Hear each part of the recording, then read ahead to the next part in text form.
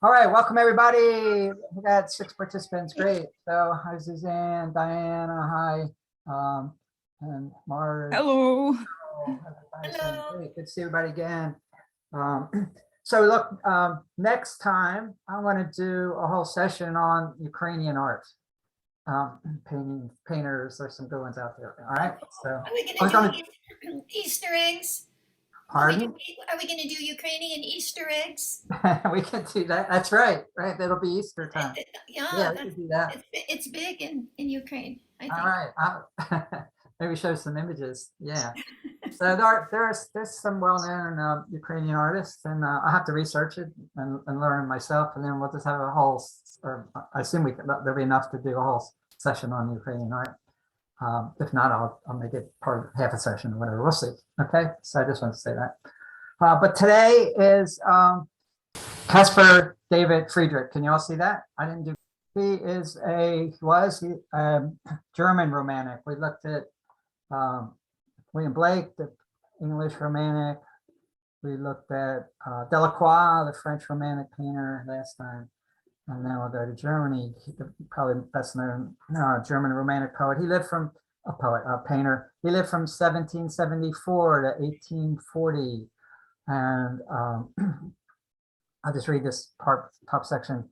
He was mainly a landscape painter, but he transformed landscape painting. And he also had a strong spiritual focus, which I think most people will like. He's generally considered the most important German artist of his generation.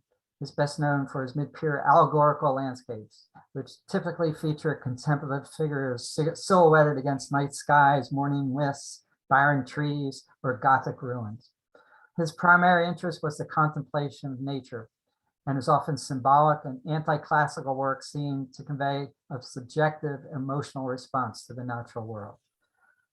His paintings characteristically set a human presence in diminished, this person or two in the painting, in diminished perspective amid an expansive landscape, reducing the figures to a scale that directs the viewer's gaze towards their metaphysical dimension. So it's people in various landscapes, and it's like they're contemplating the meaning of it all, they're merging with nature. And you'll see, they're noted for being sublime. That's the word that comes up quite a bit when to describe his painting, just sublime. He was pretty famous early in his career, and then towards the end, he went out of favor and kind of got depressed personally and kind of died lonely. And then over the years, his paintings, after he died, his paintings, where he became more well known. Is that a self-portrait there? Self-portrait on the side. Must be. Yeah. Portrait. Yeah. So yeah. So then around early 1900s, he was rediscovered, and then the Nazis took a liking to him, unfortunately, and that really damaged his reputation after the war. And there's nothing specifically nationalistic or Deutschland über alles about his paintings, but they because he was German, and anyway, so it wasn't until the late 1970s that he regained his reputation after the war as an icon of the German Romantic movement and a painter of international importance. He's been an influence on Gerhartd Richter, who we looked at. I don't know if you remember him, a couple months ago, the German contemporary paintings. He uses those big objects big squeegees, gigantic ones to just move across the painting, his abstract paintings. He was an influence on him. Some people compare him to Mark Rothko. They see him like a early Mark Rothko. So I won't go into his biography too much, but here we go. Landscape and the sublime. The visualization and portrayal of landscape in an entirely new manner was Friedrich's key innovation. He sought not just to explore the blissful enjoyment of a beautiful view, but rather to examine this instant of sublimity, a reunion with the spiritual self through the contemplation of nature. He was instrumental in transforming landscape painting from a backdrop subordinate to human drama to a self-contained emotive subject. So there's often a person who's seen from behind. The viewer is encouraged to place himself in the position of that figure, by which means he experiences the sublime moment, potential of nature. He created the notion of landscape full of romantic feeling. His art details a wide range of geographical features, Rothko's forests, mountain scenes. He often used the landscape to express religious themes. His best known paintings were viewed as expressions of religious mysticism. And there's a quote of his: "The artist should paint not only what he sees before him, but also what he sees within. If, however, he sees nothing within him, then he should also refrain from painting that which he sees before him. Otherwise, the pictures will be like those folding screens behind which one expects to find only the sick or the dead." Okay. He was one of the first artists to portray winter landscapes in which the land is rendered stark and dead. Friedrich's winter scenes are solemn and still, according to the art historian Beckham. He painted winter scenes in which no man has yet set foot. Okay. So it's not just the scene, but it's life itself is in winter. Life is gone to sleep. It's dormant. Okay. So yeah, and it goes to his death was like his winter painting. It's the way he died. You know, it's like I think he got pretty sick there. Okay, so influence. He's influenced quite a few painters, modern painters. Hudson River School. We actually covered some of that. The New England Humanists. That was about a year ago. We covered them. Symbolist paintings. And I found out that Samuel Beckett, the playwright who wrote Waiting for Godot. People familiar with Waiting for Godot? That's like one of the most famous plays of the 20th century. Beckett said that he got his inspiration from standing in front of one of his paintings, Friedrich's paintings. So that's fascinating. He got his inspiration to write Waiting for Godot from standing in front of one of Friedrich's paintings. Do you know which painting? Yeah, I'll show it to you. It's on my thing here. Hold on.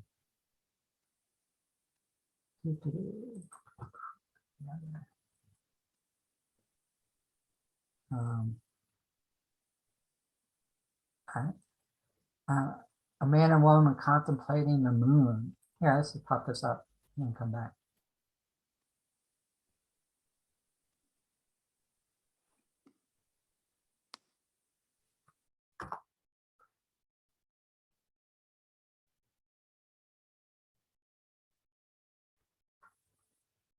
Where am I?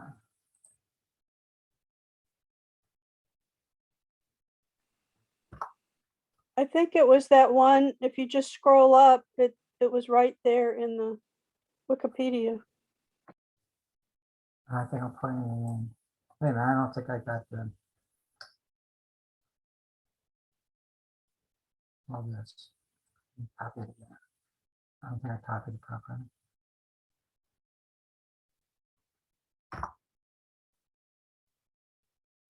There it is. People, arts, and culture. This painting. How that inspired him to do the right Waiting for Godot. I don't know. I guess Waiting for Godot, the theme of man's two people alienated. I guess they're waiting. You could say these two people are waiting for something. Or it looks a bit Bergman-like. Yeah, but this is you can see the theme here of you're looking at two figures from the back. You can project yourself in. There's a moon.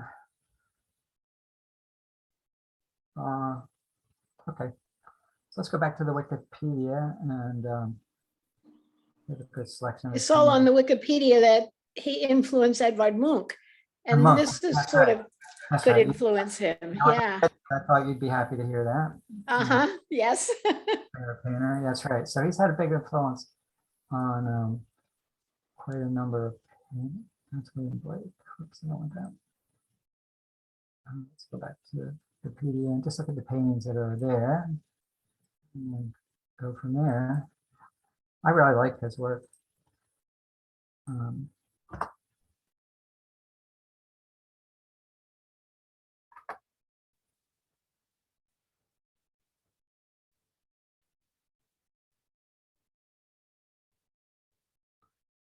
Looks like, did you do that? Is that self-portrait? No, someone else painted that. He didn't.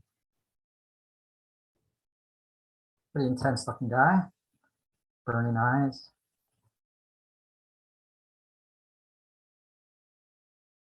Another bust of him by someone else.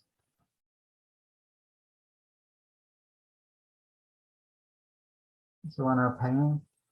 This well-known and especially romantic masterpiece was described by the historian John Losgares as leaving a contradictory impressions, suggesting one's mastery over landscape and the insignificance of the individual within it. You see no face, so it's impossible to know whether the prospect facing the young man is exhilarating or terrifying or both.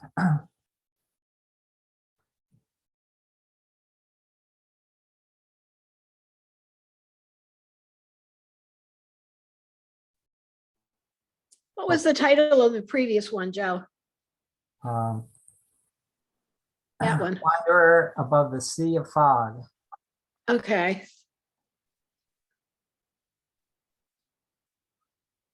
It says something about one called A Monk by the Sea. I would love to see that one.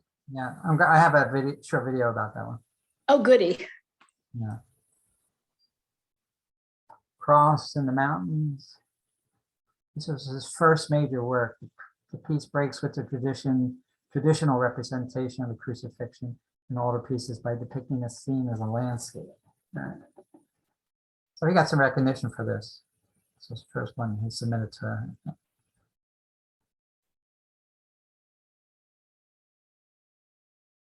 And also, you know, the price, this very, it's made very small, right?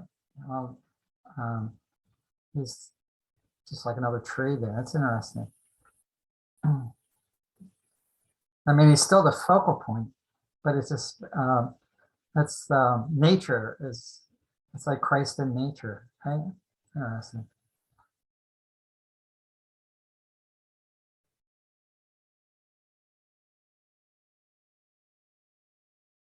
A lot of fog in his paintings, mystery. Maybe, you know, the path is blocked here. You want to go on or not? You want to go around this? Want to stop? What's ahead?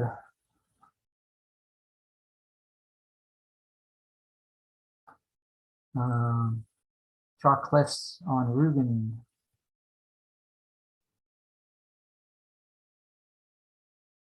This opens out. Oftentimes, his paintings open up into this infinite space. And nature is framing the infinite space, and the rocks or the trees create a frame. And here it's actually a circular frame, and the people are often put in at the bottom of it. Anyone wants to make any comments, you can unmute and feel free to.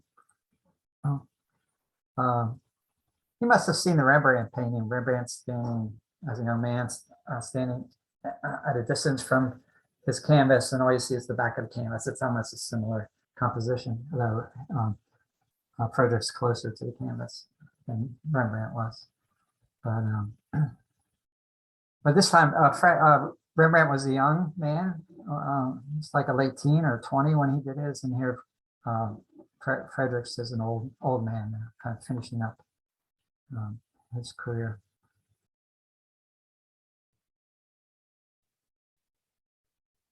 That's where he's buried.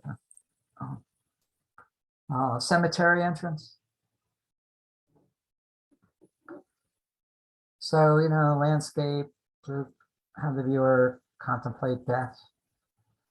It's almost like death is a passageway from this world to the other world, and you're passed through a gate here into the other world. See, that's what I say, suggesting to the world of spirit, to the fog, the mystery, the unknown. Is that an angel here? It looks like a tree, but it looks like also like an angel. They greet you at the door at the gateway.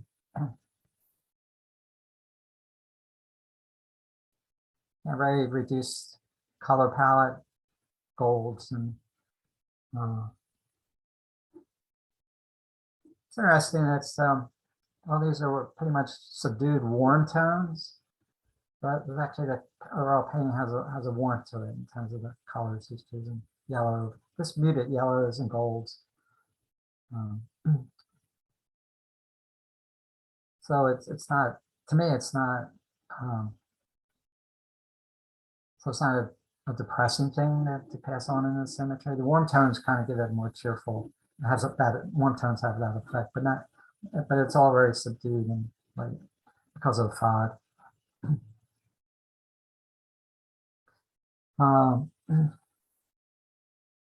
Like a scene from a horror movie, it brings to bear on the subject of Gothic cliches of the late 18th, 19th century, the Abbey and the Oakwood. Yeah. A little bit Dali. I can see a little bit of Salvador Dali in this.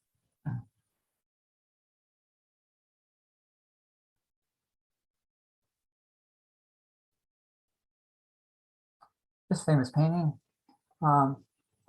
And Gerhartd Richter, the contemporary painter, did his version as well. We'll see that. The Sea of Ice. Now, no one ever did this before him. No one painted ice in the Arctic.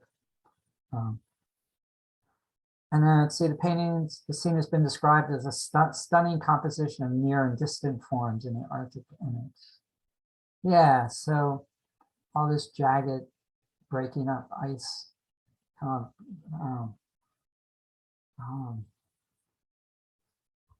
In the foreground, all these the reds almost look like man-made objects or bricks or stones, but I assume it's he's saying these are rocks and rock structures in the Arctic.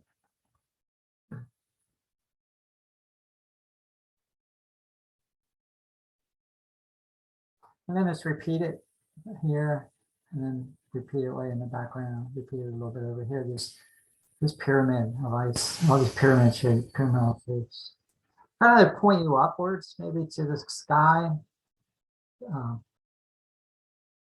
know, particularly if you follow this, you know, your eye comes in over here on the bottom left, goes up this piece of ice, all the way up, all the way up, all the way up into the sky, and then the clouds are there, and there's reinforced by that movement. So it's almost suggesting death, you know, leaving your body. Your body breaks up, breaks down at the end. It's all fractured and just going up into the sky. So that's one way to look at it. It's the winter. You die at the winter of your life, you know.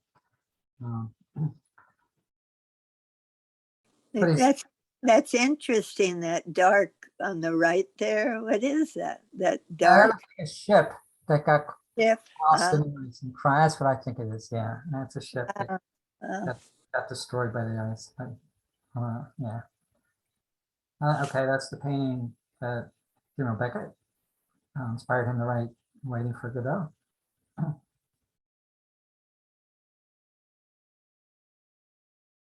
The portrait of him. Hey, there you go, Edward Munch. So you can see the back, the inspiration being these two figures in the back, and much more simplistic version of what he was doing. But all right, this is Paul Nash, a modern painter, in 1941. He did this. Nash depicts a graveyard of crashed German planes, comparable to the Sea of Ice. Nash describes the image as sea, even suggesting that the jagged forms were not metal but ice. And so that's his interpretation of that famous painting.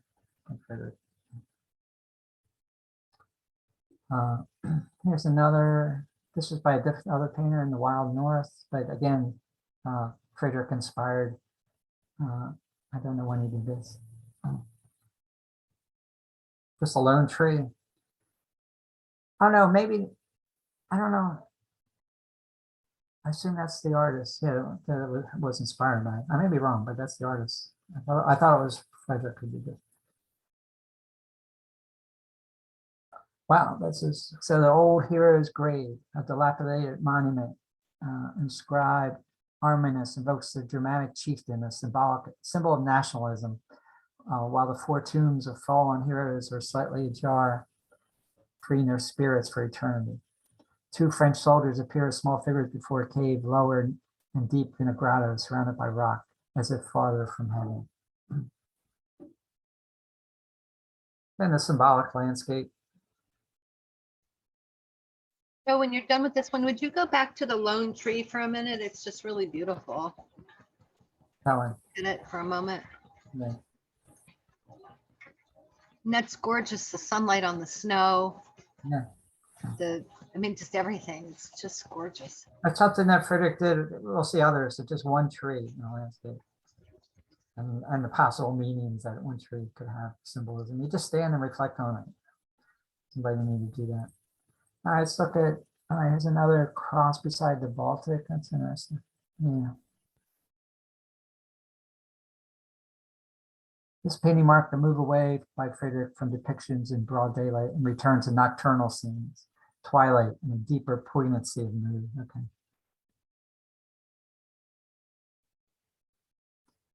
Moonrise over the sea. During the early 1820s, human figures appear with increasing frequency in his paintings. The importance of human life, particularly his family, now occupies his thoughts more and more, and his friends appear as frequent subjects in his art. That's going to have all kinds of meaning. Just the obvious, just people watching ships at sunset or moonrise.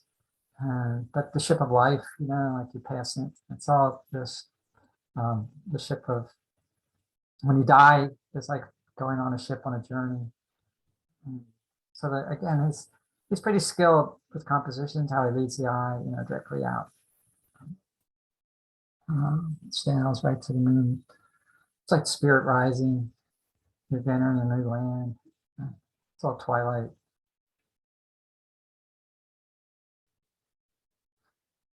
Graveyard under snow. Again, no one painted these before him. I'm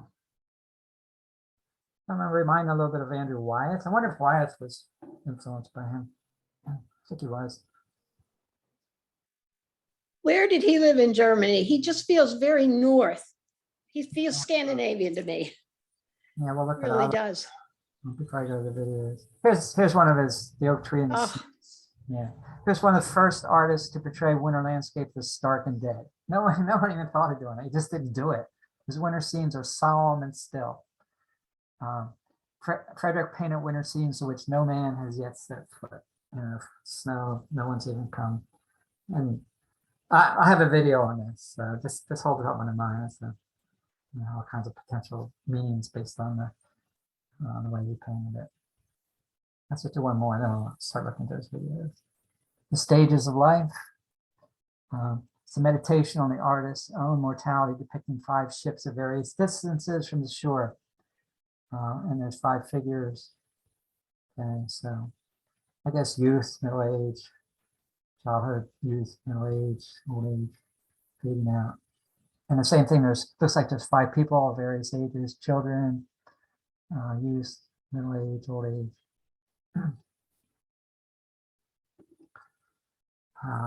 Let's see, where did he live? Where was he born?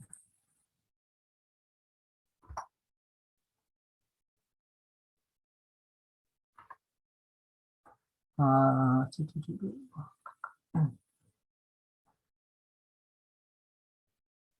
the Baltic coast of Germany. That's the north, right? Richwald, Swedish Pomeranian on the Baltic coast of Germany. Yeah, that's up north. The six of 10 children. He was, Makes sense to me that that's where he came from. I don't know, it just does. right. Then he Oh, and moved, then his mother died when he was 7. Okay. And then his sister died. Then another sister died. Oh, my goodness. right. He was familiar with that from an early age. That Oh, gosh, yes.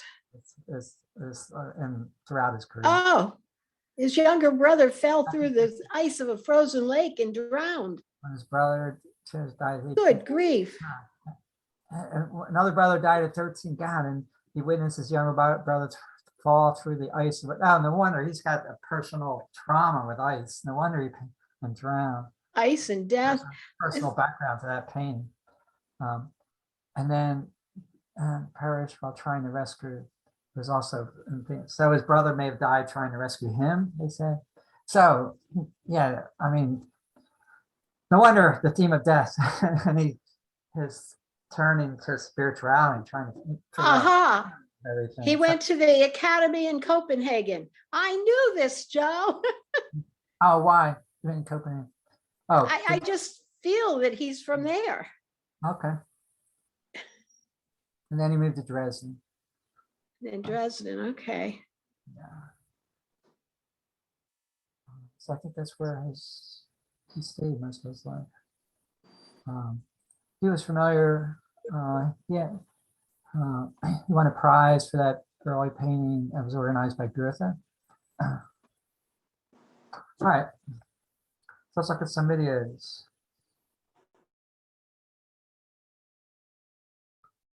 What Friedrich can teach us about the sublime is the first one.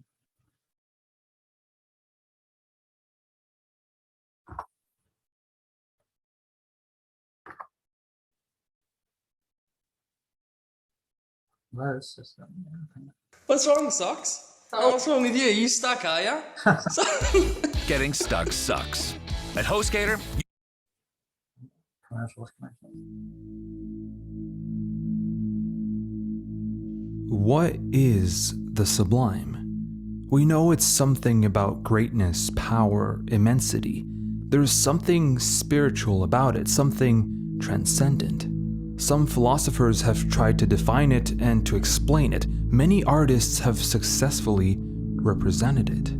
Today, I don't want to compare Burke's and Kant's definition of the sublime, but I want to look at a very specific artist's representation of it. We'll be looking at Caspar David Friedrich's paintings and what they can tell us about the sublime. To do that, I want to try to look for the sublime for myself in Port Daniel, Quebec, where I recently moved to. And the first lesson about the sublime that Friedrich teaches us through his paintings is that you find it in nature.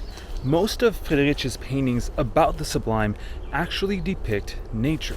Trees, mountains, rock formations, the sky, all these elements of nature will definitely outlive us. They've been there for much longer than we have and will remain there for much longer than we ever will be. Nature's greatness isn't only about the overwhelming size of trees and mountains, but also about their permanence. They're pretty much eternal when you compare them to us.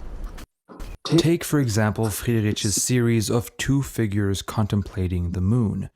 You see these two figures completely framed by nature. They are surrounded by it, even immersed in it. But amongst all that vegetation and these rock formations, the two figures contemplate the moon. The moon is great both for its massive size, which can be hard for us to completely grasp, but also for its relative timelessness. Even if all the vegetation on Earth was to burn away and all humans were to disappear, the moon would still be there, rising and setting. Also, the moon is about mystery and the feminine, longing, emotions, feelings. Oh, moon. So just the fact that they're looking at the moon suggests this is the nighttime, dreams, imagination. Another depiction of the sublimity of nature can be found in Friedrich's The Tombs of the Old Heroes. This painting is also known as Arminius's grave, Arminius having led successful Germanic revolts against the Roman Empire 2,000 years ago. He became a nationalist symbol in Germany during the Napoleonic Wars of the 19th century, and the two figures you see here exploring these tombs are some of Napoleon's soldiers. But notice how small and insignificant these men are in relation to their surroundings. When most artists would get closer to the action of their characters to show what they're doing, Friedrich decides to zoom out, to show the inconsequence of humans. This choice reveals Friedrich's motivations, how he wants us to contemplate the almost eternal quality of nature. Humans are small as showed by these two figures, and humans are ephemeral as showed by the tombs. Nature, however, remains. The cliffs are massive as they tower over the figures, and we can assume that they've been there for thousands of years. Also, by the way, the sublime isn't only found in nature, it can also be human-made, like this tunnel here that is abandoned, and I have to say, it's absolutely sublime. Friedrich often used human-made constructions to evoke the sublime. For example, in Abbey Among Oak Trees or in ruined monastery of Eldena near Grieswald, you see gigantic abandoned structures which, just like nature, convey the sublime in their size, but also in their permanence. The fact that these once strong structures turned into ruins confronts us once again with our mortality, our insignificance, and our ephemerality. So, finding the sublime in nature isn't that hard. I mean, you can just look at the trees, look at the rocks on the ground, and think to yourself, people for hundreds, if not thousands of years, have walked here. It's humbling, it makes you feel small. And this is the second lesson about the sublime that Friedrich can teach us: vastness. We already spoke about the sense of immensity nature gives with, for example, the moon. The moon, or a mountain, however big it is. Orange and green are colors and shades of orange and green, and gray oranges, gray green, down greens appear so often in these paintings. And orange being the warm and green being the cool, and he's balancing the two. Green is nighttime, I think, suggested with night, and orange is associated with daytime. So even though he's painting these, yeah, and I think he did that intentionally. It is, doesn't, to me, really depict vastness. Vastness is the amount of unobstructed space you're looking at. For example, the sea behind me is the perfect embodiment of vastness. You see an extremely large amount of space, and this can be overwhelming. It can be sublime. Friedrich depicted vastness in two of his most popular paintings, which also happen to be my two favorites: The Monk by the Sea and The Wanderer Above a Sea of Fog. However, these two paintings depict vastness quite differently, yet very efficiently. The Monk by the Sea shows the vastness of both the unobstructed sea and, most predominantly, the sky. The Wanderer Above a Sea of Fog is different because it doesn't show the vastness of neither the sea or the sky, but of land. The landscape, however, doesn't have much detail in it, and, as the title suggests, it looks more like a sea than a mountain range. Vastness overwhelms through scale, a bit like Similar in a way to traditional Chinese painting. Nature does, but while nature dwarfs you through huge trees or mountains, vastness dwarfs your world. Vastness doesn't only make you think of how small you are compared to the world, but how small your own world is compared to the actual world. Your house, your workplace, your grocery store, they embody your world, and seeing vast, uncharted territories shows just how much your world is tiny and insignificant. The best example of vastness is undeniably space, and who hasn't contemplated space and thought, we live on a tiny speck of dust in the middle of the universe? And this brings us to our third and final point: humans. If there's one thing that Friedrich can teach us about the sublime, is that the sublime isn't an objective characteristic of something. Here's a thought I had. When people say, and he's reinforcing this, how insignificant humans are in the face of nature or in the face of the cosmos, that I think is an initial response, but there's something in human spirit that relates to that vastness, that open and endless infinity of space, looking at the sky. So it's more than that. It's not just feeling insignificant. It's also your spirit, your infinite spirit connects to that, and there's a feeling of oneness with that. And I think I don't think this narrator is getting that, but and you often see it elsewhere. So it's both. You can experience your own insignificance in the face of nature, or the infinite sky and the cosmos, but at the same time, something about that touches your infinite boundless spirit, and so there's a sense of oneness with it. So that happens simultaneously, I think. Thing, but it was exciting to share with other artists what was happening, because I knew it could work for anyone. Making the subjective experience of a viewer, of someone contemplating. If there's nobody to contemplate a landscape or a scene, then it can't be sublime, because for something to be sublime, you need someone to feel overwhelmed, to feel dwarfed, to feel somehow powerless. Look at any of the paintings featured in this video, and you'll see that every single one of them has at least one figure contemplating. Why? Because the sublime is an experience, and if there's nobody to experience it, the sublime can't exist. Now, why do we experience the sublime? Well, I don't think we can find the answer in Friedrich's paintings. You can read many philosophers on the subject, but I believe what matters isn't much why we experience the sublime, but why do we enjoy experiencing it? What can that tell us about ourselves? Why do we love the feeling of being insignificant? Why do we love the feeling of deflating our egos? Why is it so important for us to leave our little busy worlds and compare it to the bigger one? Let me know what you think, but I would argue that it's because we're feeling deeply uncomfortable with the world we currently live in.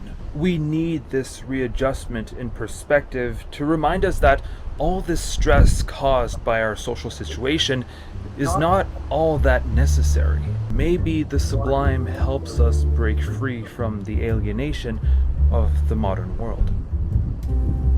Anybody else have any thoughts on what is the sublime, or what is sublime in art? Because he's bringing this up, he's giving his take on it. Anybody have any other thoughts before we leave? That's interesting, because that's what Friedrich is all about. One of the things he's all about. What is the sublime, and how do you know how do you see it in art? Something beyond ourselves, Okay. grand and infinite. Hi, Hi. Joe. Hi. By the way, I was hearing a little echo. I don't know if anyone else saw that or heard that. I don't know what's causing. I didn't. Anyone else hear echo? Yeah. All right. Sorry. I don't know if it's just this video. We'll see for the next one. Okay. Yeah. Hopefully it's just this video. The sublime. It was the sublime wanting you to know how sublime it was. There you go. Sometimes you hear a great a meal, even something incredibly presented and cooked meal is sublime. Something that's at the higher, I guess, sometimes the higher realm of the upper realms of beauty, or taste and everything, that borders or feeds into the channels into the infinite. Not your everyday experience, right? Or sort of like to be lifted up out of oneself. Yeah, I think so. And beyond, it's lifted up feeling, and you know, something you know is there, but you're finally in touch with it and are moved. Yeah. So you don't exist so much as you usually do. Yeah. Something that touches that, maybe just touches your soul, that you're not just a body, and there's more to your life than just your everyday routine. Yeah, it could be the sublime, and it can manifest in various ways, in art, and food, and dance, and it could be an experience with a person. You know, that's sublime, an exchange of heart connection. Yeah, or meeting your spiritual master. Okay. So that encounters with the sublime, I think, is the way Friedrich experienced it, were a central theme. His work, kind of look at smart history, looking at the monk by the sea, talking about it.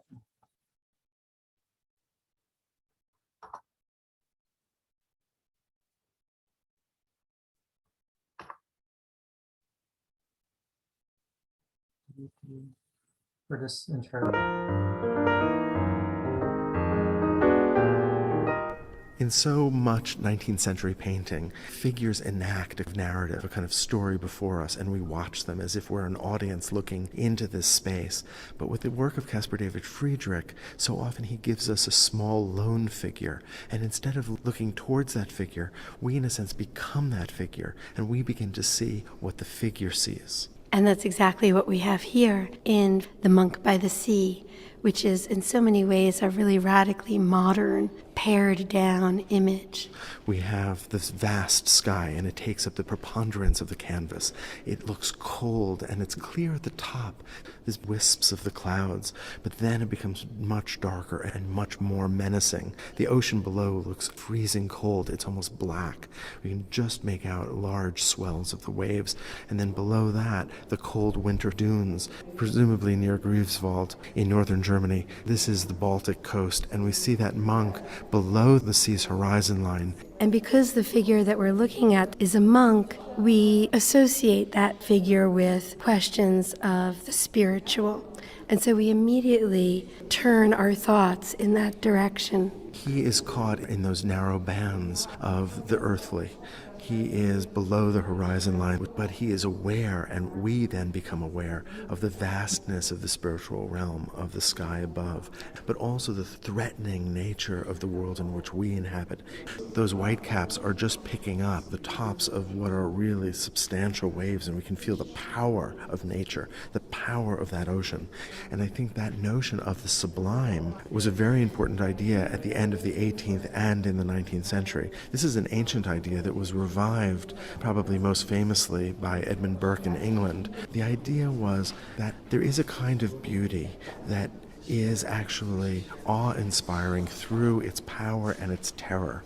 And that was a way of directly confronting God's presence in our world.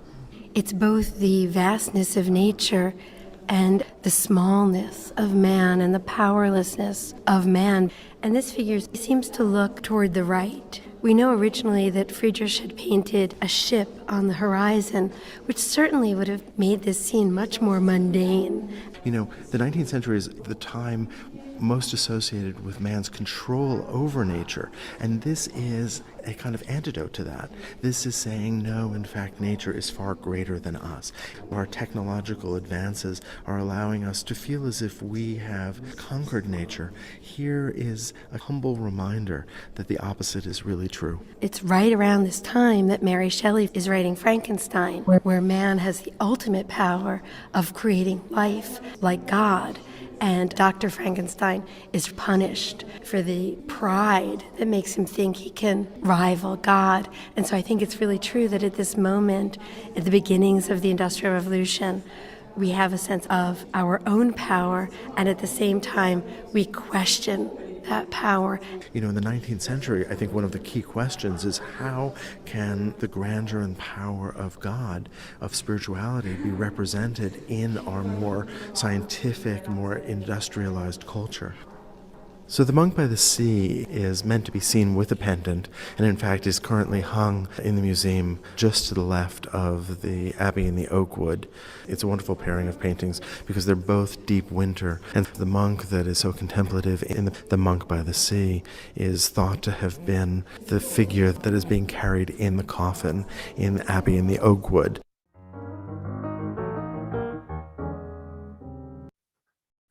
So yeah, I think in the Renaissance and medieval, they painted Jesus, and they painted even the God himself, Michelangelo's Sistine Chapel. I think here in the Romantic period, nature becomes a stand-in for God, for the infinite, and he's formless. For God's presence is suggestive of the infinite God. So it's just a continuation of that theme of divine, how to paint the divine, that has a central theme that runs through Western art from the very beginning. It's just done in various ways in different periods of time.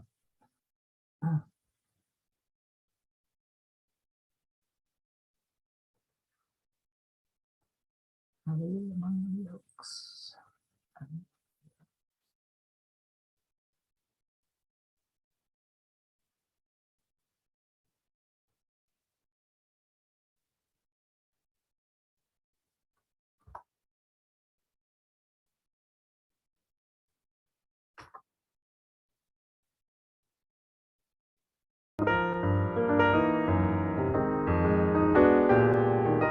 Dr. Harris, it sounded like she had was just getting over laryngitis, the last one.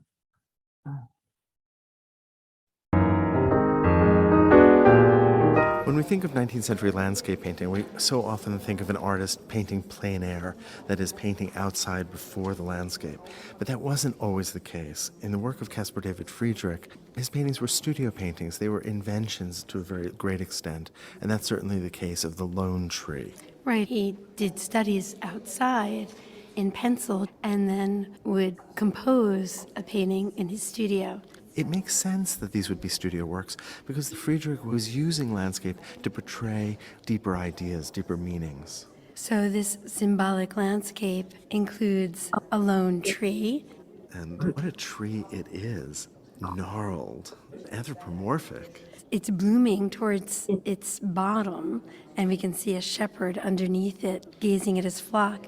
But as it rises up, it seems to struggle, as though its top has been blasted off by lightning or a terrible storm, and it's struggling to just eke out a few leaves towards its top. It stands like a lone sentinel. It is ancient.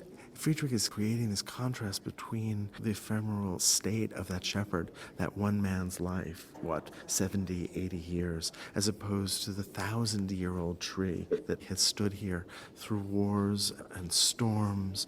We're certainly meant to look at the top of that tree, that most beaten part, where Friedrich has parted the mountains and given us an expanse of blue sky. And so that's the place where Friedrich directs our gaze. Is it me, or am I seeing a kind of cruciform, organic, but nevertheless a reference to the cross? I think that's very likely there, and we see a church rising above a small town. But that church is tiny compared to the cathedral that is this tree. That is nature. Friedrich is pointing us to a kind of older spirituality.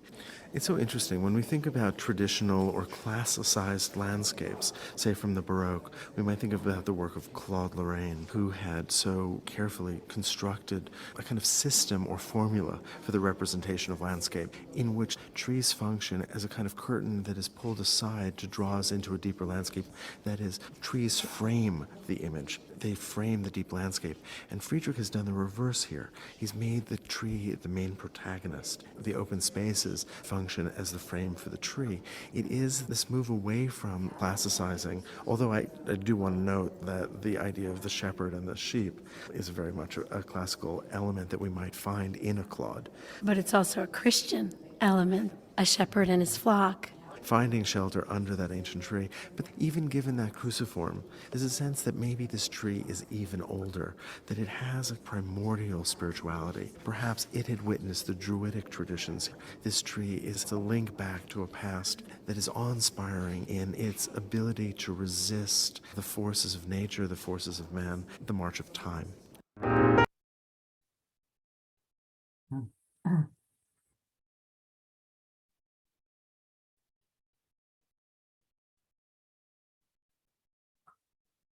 I've occasionally come across trees like this in the landscape. They're just all by themselves. And you do just stare at it and think about how it survived.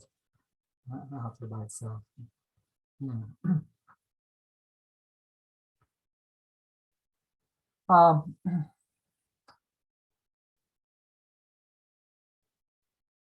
Yeah. he had a good, just in terms of his compositions and his painting ability, aside from the content.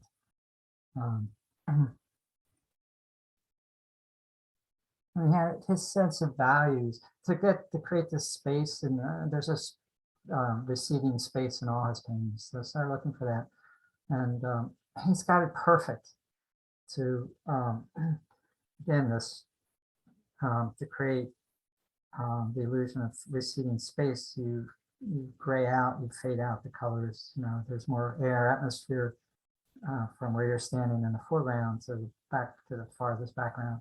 There's a foreground, there's a middle ground, and there's a background, which is usually the last mountains in the sky. And so here he's got the brightest lights in the middle ground. Okay, so that's tricky because usually you want the lightest lights, brights, values, and darkest darks in the foreground because they're closer to you. So it takes more artistic skill to make that work because the foreground here is in shadow. And it's only the middle ground where the light is coming across. So why is it in shadow? Is there a mountain looming over? You know, why isn't the foreground? This one I want to. Why isn't the foreground lit? You know, there has to be something blocking the light. So that's the and that kind of the blocking of light or fading of light is kind of suggestive of old age. You know, but again, he's made the middle ground the brightest, have the most strongest light values, but he's done it in a way that it works. You know, it's not, he's if the light was here, those greens would be even brighter. And then the great sense of atmosphere here.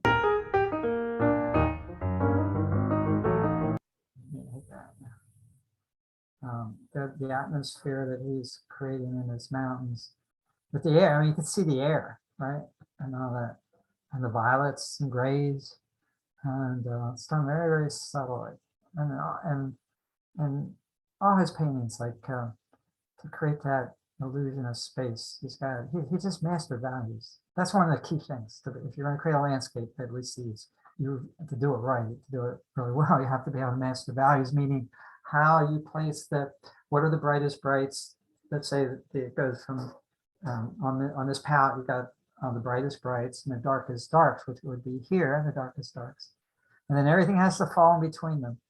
And it has to be done in a way for it to be preceding in the space perspective. It's called atmospheric perspective, but it's also by size too, because this church is small and relative, which tells you it's far away just by the size, but it's also the values of it. It's a little bit darker than the background, but not much. Anyway, I'm just impressed by his mastery of values. Just want to share that.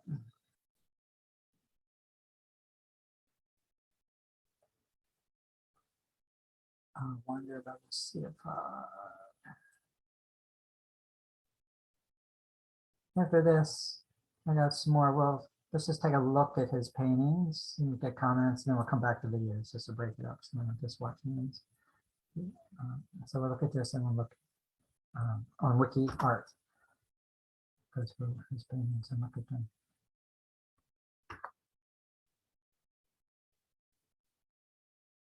What? You look at me. I am stuck in this car. Getting stuck sucks. At host.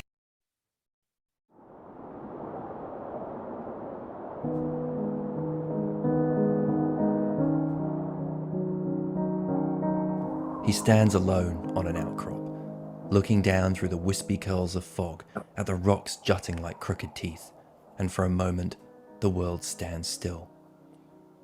Hello, my name's Ollie Mills and welcome to Pieces of Art, where we discuss beautiful and interesting art from around the world. Today, I'd like to take a moment to explore Wanderer Above the Sea of Fog, probably the best-known painting of German romanticist Caspar Friedrich. We'll discuss the historical context and composition of the piece, and then talk about the three things that I find most interesting about it, which are the calm in the storm, the power of landscape, and the sense of journey. Friedrich completed this oil painting in 1818, It was based on his extensive sketches of the Elbe sandstone mountains on the border of Germany and the Czech Republic. The painting is in a portrait orientation with neat proportions that follow the rule of thirds of composition. 1/3 is sky, 1/3 is the figure, and the last third is the rock on which he stands. This gives the work a tremendous sense of space to the viewer. There are also strong geometrical elements in the composition. The rocky precipice he stands on forms the apex of a triangle that echoes the bow of a ship breaking through the waves. Our eye line is drawn to the figure by the symmetrical downward slopes of the mountaintops. The position of the viewer follows the Rückenfigur technique, which places the audience directly behind the main character. This gives us a blank canvas onto which we can project ourselves into the painting. We become the wanderer, looking over the mountains and considering our own emotional response to the view. This technique was often used by Friedrich and is still common today. The figure itself is of a young man with a shock of red hair. He rests one hand on his knee and the other on a walking cane. We don't know who he is. Some say it's a self-portrait of Friedrich, who shared the same red hair. As a youth, he was traumatized by witnessing his brother's drowning in a frozen lake, and it's been suggested that this painting may have been inspired by this event. Others say it may have been a colonel in the Saxon army fighting in Germany's wars of liberation. Certainly his dress in a forest green tunic would support this interpretation. The first thing I find interesting about this painting is the sense of calm in the storm. The scene is still, with a hint of wind-blown fog and a few wisps of the man's hair caught in a breeze. But despite this stillness, there's a tremendous sense of depth to the landscape. Friedrich's depiction of the natural world is awe-inspiring. This is typical of Romanticism, which aimed to reclaim the intrigue and beauty of nature from the cold science of the Enlightenment. There's a great sense of emotion in the stillness. Nothing's in motion, but you feel the contemplation and can't help but place yourself in the man's thoughts. What is he thinking as he stares out? What effect is this endless view having on him? I'm reminded of the quotation from German philosopher Friedrich Nietzsche. If you gaze long into an abyss, the abyss also gazes into you. The second thing I find most interesting about this painting is that it's a great example of the power of a landscape. Friedrich paints an awe-inspiring scene, leaving the viewer stunned by the sheer grandeur of the view. The color palette is muted.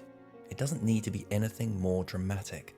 The cream fog and the concrete precipices are dashed with yellow, and that's it. That's all that's needed. Beautiful landscapes have always had the power to inspire emotion. Sometimes we're impressed by the timelessness of the natural world, reminded that this beautiful view was enjoyed by those long before us and will be there long after we're gone. Sometimes a landscape reminds us of home.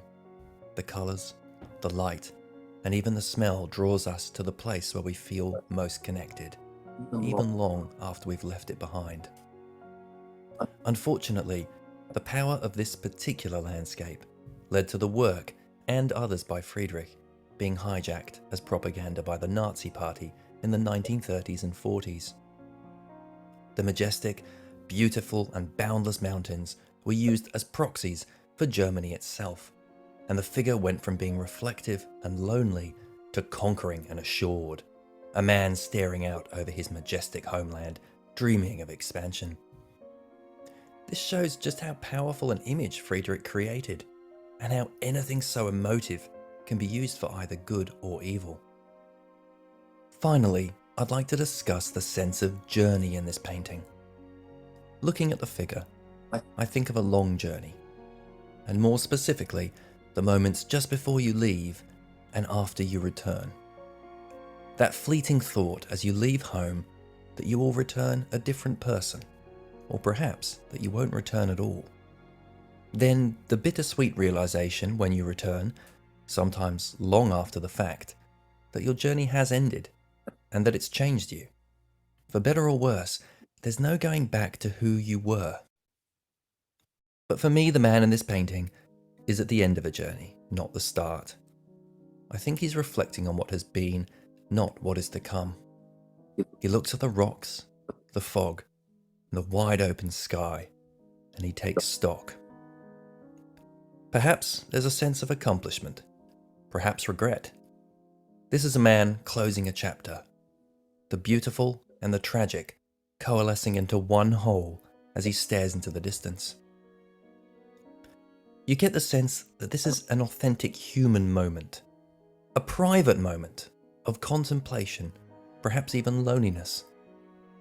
There's also a hint of danger in his pose. He is, after all, literally standing on the edge.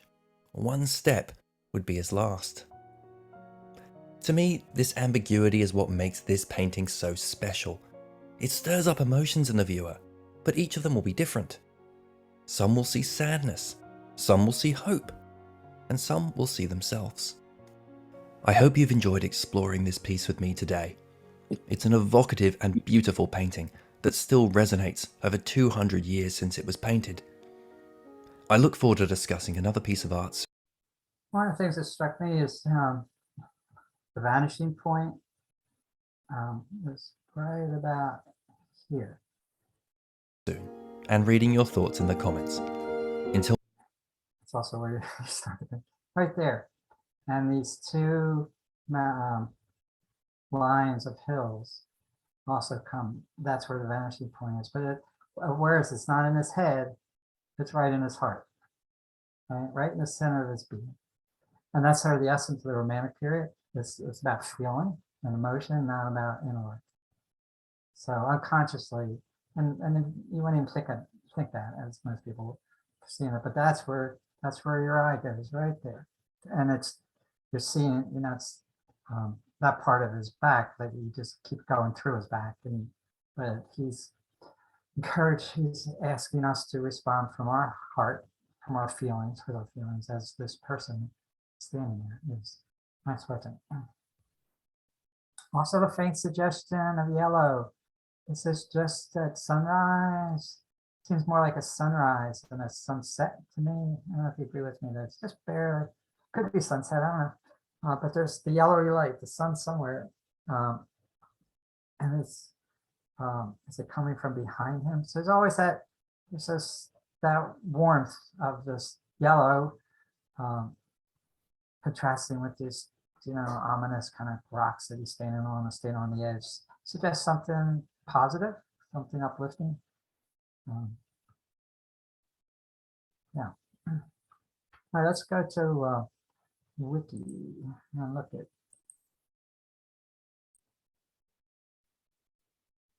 selection of his paintings.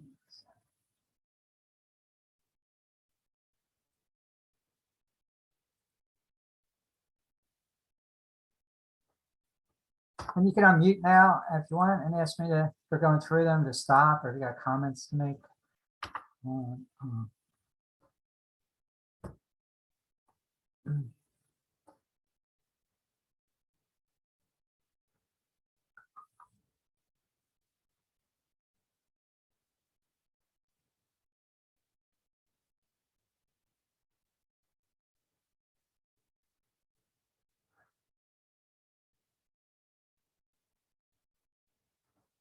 Landscape with a rainbow.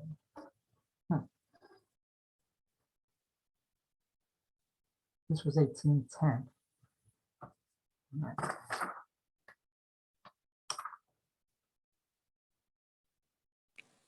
Joe, I want to know what he painted after Hitler picked up on the power of the paintings and they can use them for propaganda. What was he painting after that? No, he died in 1820.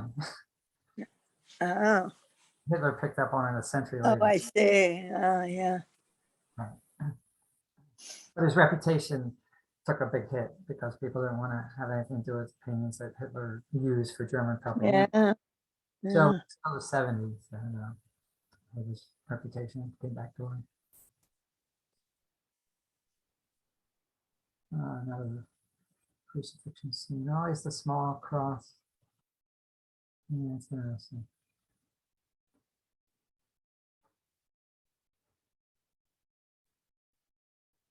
Another lemon tree, one of the two trees, couple, the three trees. But that's and the cross. In the landscape. And these are evergreens, right? And then associating Jesus with the evergreen, never sheds its leaf, stays green all year round.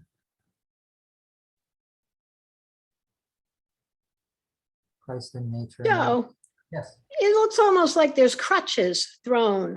Do you see the two? Yeah, there are. Yeah, good. Well spotted. I didn't even notice those. Yeah, there are crutches. Yeah. Oh, here's the person right here. See the person there? He's leaning against. No, I can't see him, but yeah, that's curious. Oh. So the person was on crutches and he dropped his crutches and now he's leaning against this rock and he's contemplating the cross. Oh, wow. There he is. He's right there. Yeah. Yeah. It's so small. Again, the small figure.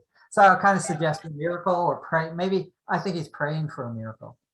This handicap. Well, he sort of had a miracle if he was walking without them. Well, he looks like he could have threw him off at the last moment, maybe just crawled to the rock. He's got his hands folded. You can barely see. Looks to me, he's praying for me. He's praying for healing. Yeah. Yeah. I need this on a big screen. Yeah, I think it's the same big. Wow. All right. That looks like pretty traditional. 1811. Landscape with oak trees and a hunter. There's the hunter.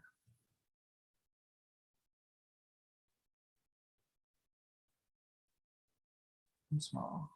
Well, I think that one again. Ah, there's a figure here. Some female figure.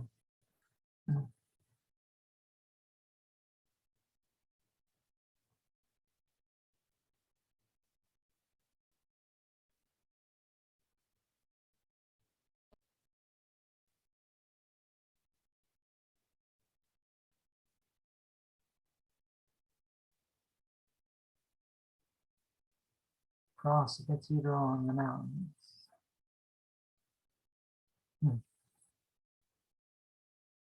Again, it's always the cathedral or church is secondary. It's in the background. The cross is in nature. It's not in the church.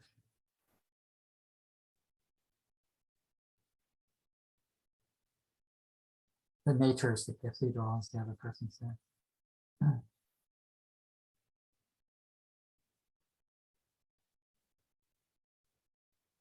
The Chesser in the forest. What's that? Chesser in the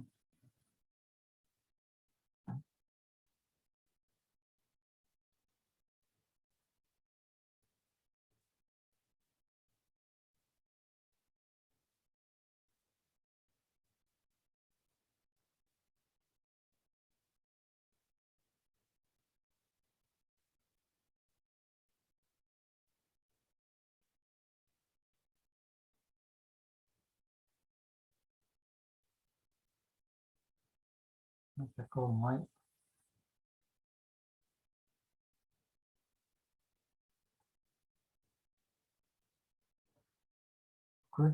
Griswold and moonlight. Wow, that's fascinating. There's some kind of swampy area outside of the city.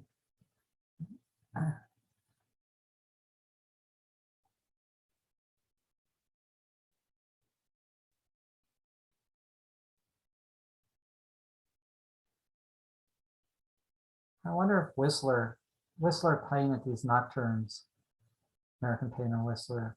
I'm sure he was influenced by him too. I'm gonna have to do Whistler sometime.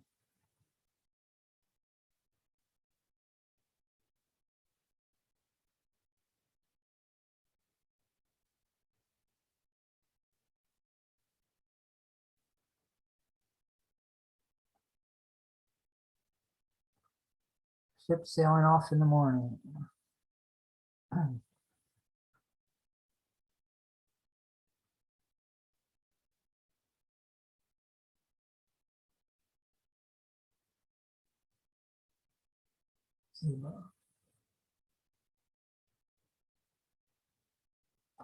So you never see the person's face in his paintings yet. I haven't seen any yet. You're always getting either full back or 3/4 side or gazing away from you. But you know, if you're standing there, you're going to say, well, what are they looking at? And you just keep looking in the direction they are. They're looking at a church, a cathedral.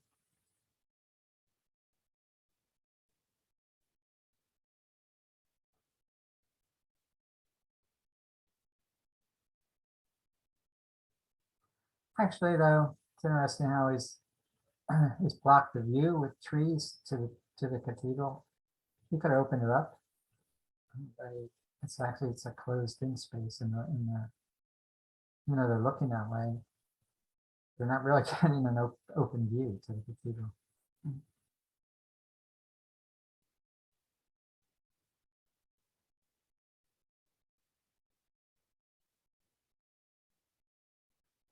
Woman on the beach. Woman on the beach, there she is there. I like that painting. I like the composition because the eye goes, starts here, goes in, settles on her, goes out to here, and makes a sharp right turn out to the boat. And so it's a zigzag. That's a common compositional technique, is the S or zigzag, as to walk your eye through the painting. Here, to here, to here, to here, and this on out.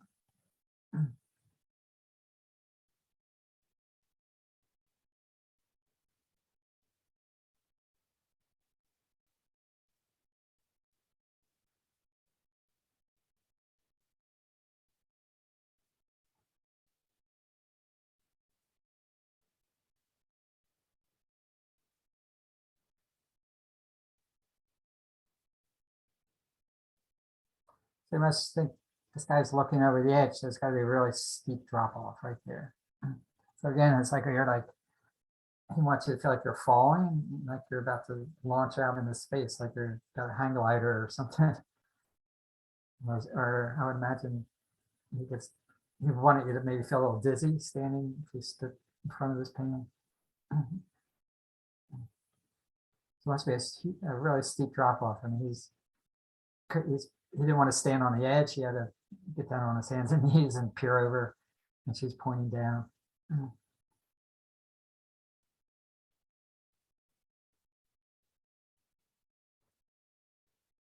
Oh, twilight at seaside. That's interesting.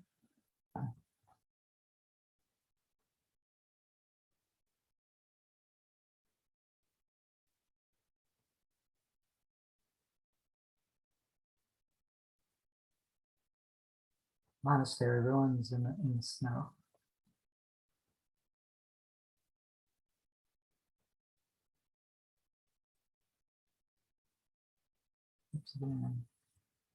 Okay, 15 clouds. I like that thing too. I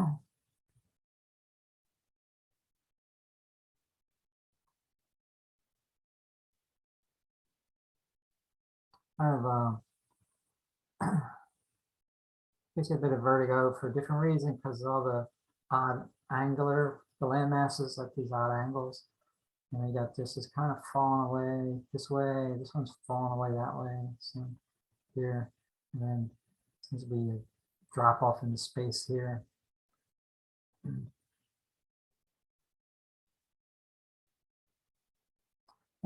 He tends to put his brightest, the most well lit sections of the painting in not right in front of you, but in the middle ground. The foreground in his paintings tend to be darker.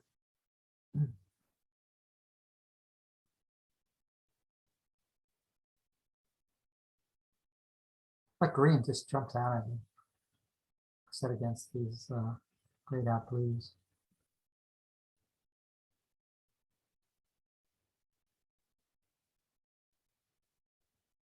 And then the diagonals of the clouds pull you in a different direction. So he's got you pulling you in lots of different directions.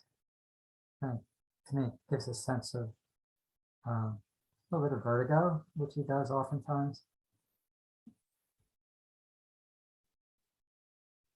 and awe that comes with just that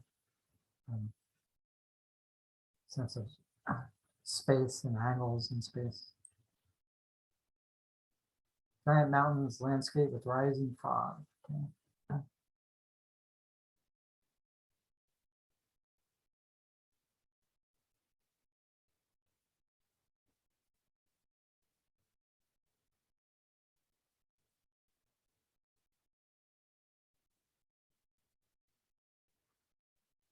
That's a unique angle, particularly for the time period when he did.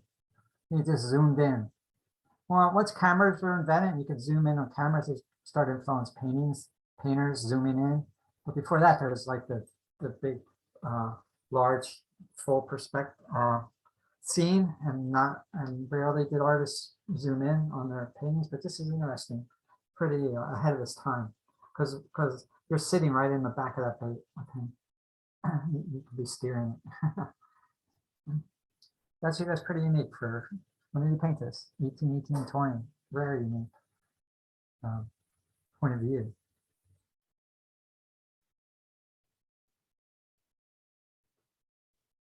You've seen clouds, the sun pouring out light rays like this. We've all seen that. It kind of seems like divine grace coming down out of the sky.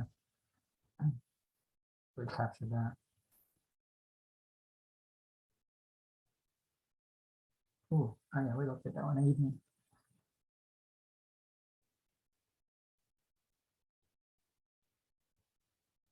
Oh, this middle band of tree trunks, it's really compelling, that one, horizontal beam.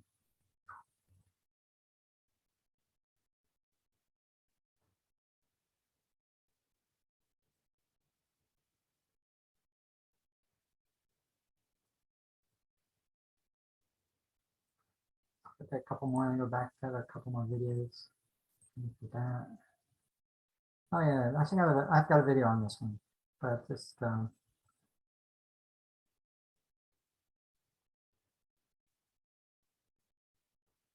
it's basically where you see she's looking out this small window, but she's in a big room. Maybe just a married woman, I think, could be his wife. Back then, women had very confined roles on average, stuck in the house, doing housework. Maybe she's longing for something else, get out into the big wide world, and yet it's not available to her. Green and orange, they work really well together.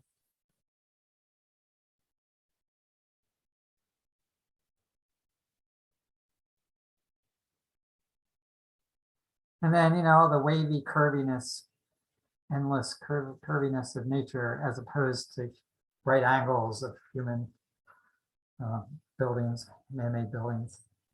And I think he's romantic painter, so that's the nature doesn't do right angles, or rarely. One tree there. Okay, so okay, a couple more. Is we got 321. All right, we got more time left. Thought, sorry.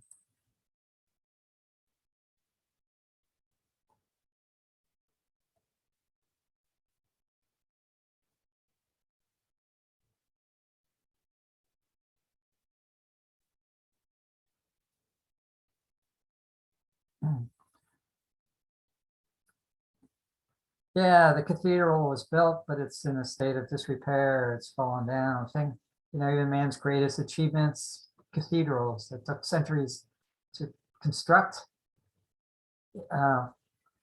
Nature will outlast it and win over and take it over. And yeah.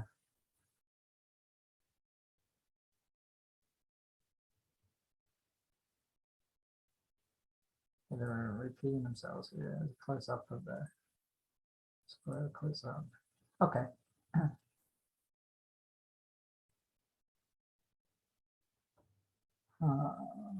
Let's see.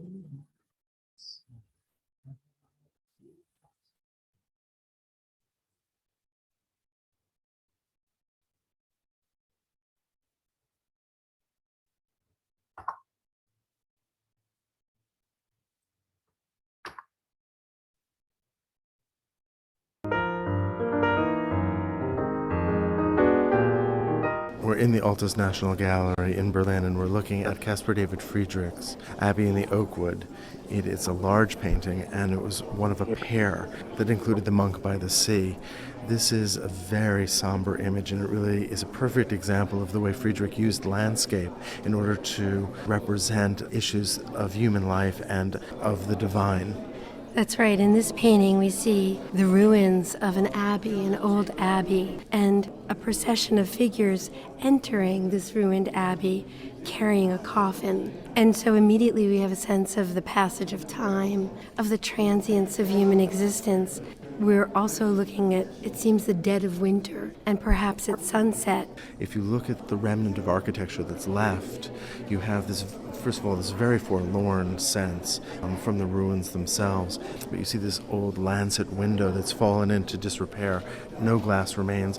And you have a real sense of the grandeur of the original space, but now what's left is just the futility of human experience, the futility of human effort.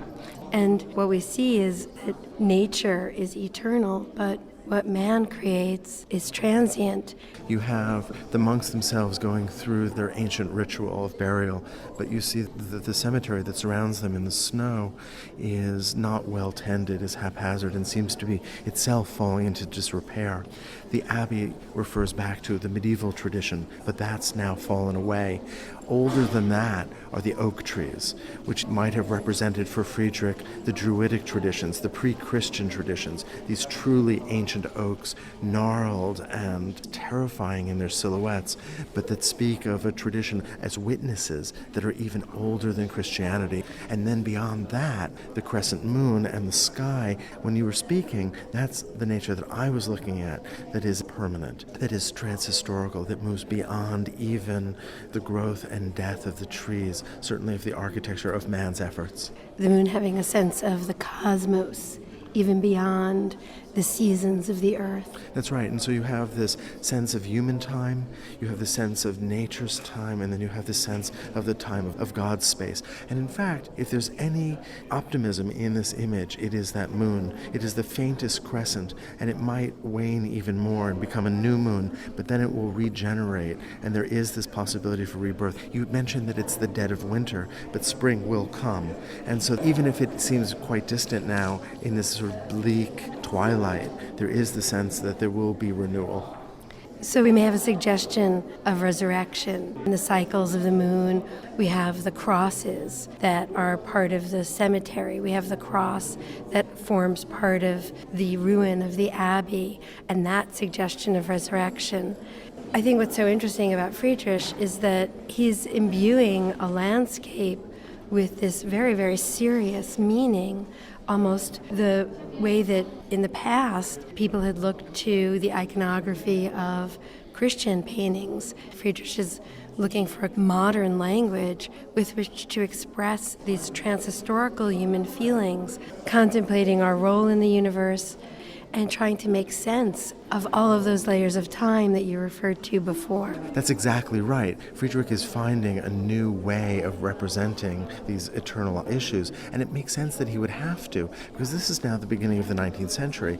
Friedrich is now living in a rational culture, and the idea of using the iconography of the Renaissance or even of the Baroque would feel implausible. It wouldn't make sense. And so Friedrich, this artist who was trained in Copenhagen, who grew up in Greifswald, which was then part of Sweden, on the southern coast of the Baltic, is looking towards the very extreme cold northern landscape as a way of expressing these ideas of the eternal.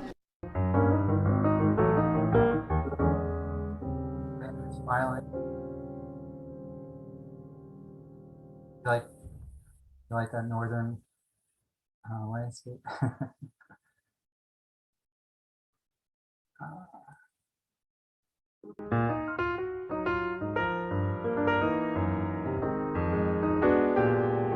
We're in the National Gallery in London.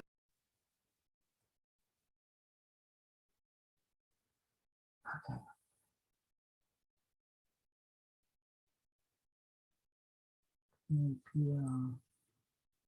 Let's see.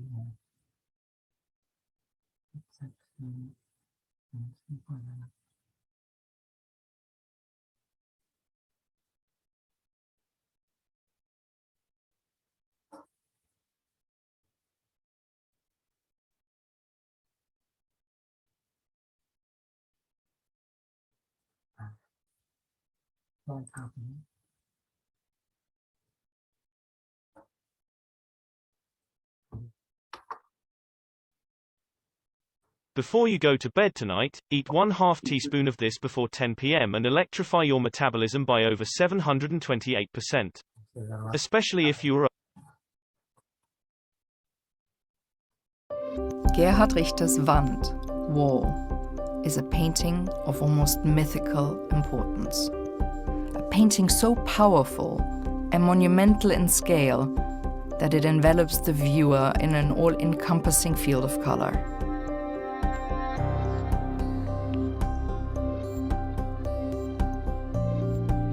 As professed by the title, Wand is a majestic wall of resonating color. Vertical bands of vibrant cadmium red, intercepted by horizontal strips of diaphanous cobalt blue and magenta. Painted in 1994, Richter kept Wand in his personal collection for 16 years. The artist chose to be photographed in front of the work for the cover of Art magazine, one of the rare incidences of Richter being portrayed in front of one of his works. During the 16-year period, Richter exhibited the work no less than 21 times, traveling as far afield as Japan, Beijing, Jerusalem, London, Munich and Dresden. Wand also appeared in the landmark Richter retrospective, 40 Years of Painting, at the Museum of Modern Art in New York.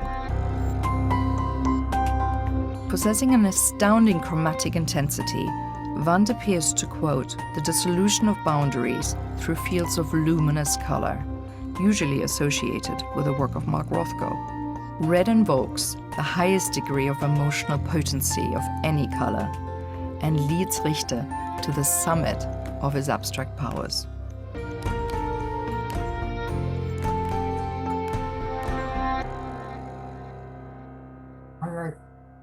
Okay. I can't remember. I thought they were going to mention in there he was influenced by Richter, but he didn't. But he was. He speaks other places that he was influenced by Richter. And I thought that mentioned in there, but it didn't. But anyway, just to say that here's one of the most famous artists in the world right now, Gerhardt Richter, German, who oftentimes said how much he admired. All right.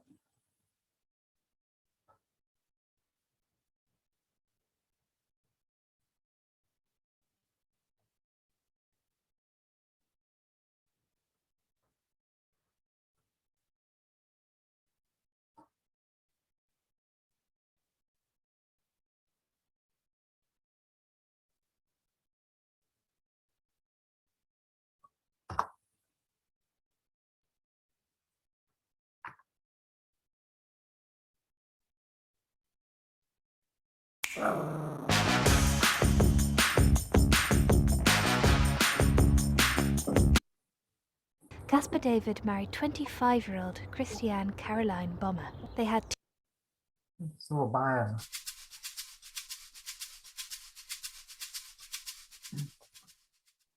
One of the unexpectedly important things that art can do for us is teach us how to suffer.